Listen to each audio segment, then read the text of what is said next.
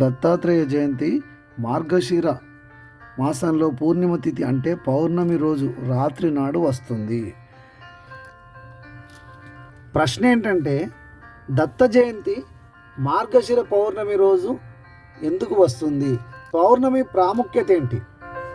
దీనికి మన పెద్దలు చెప్పిన సమాధానం, చంద్రుడు ఆకాశంలో స్థిరమైన సహచరుడు.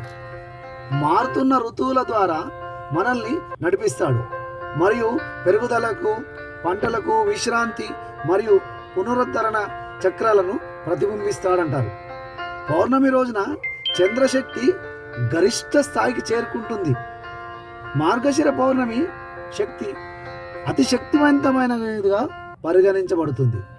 ఖగోళ శాస్త్ర ప్రముఖుల ప్రకారం మార్గశిర మాసంలో వచ్చే పౌర్ణమి 16 దశలతో ప్రకాశిస్తుందని నమ్ముతారు. ఈ మార్గశిర పౌర్ణమి తరచుగా మృగశిర నక్షత్రంతో కలిసి వస్తుంది.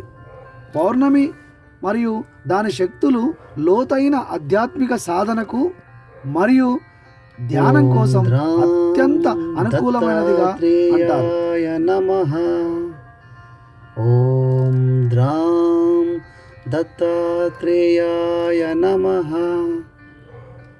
ఓం ద్రాం దత్తాత్రేయాయ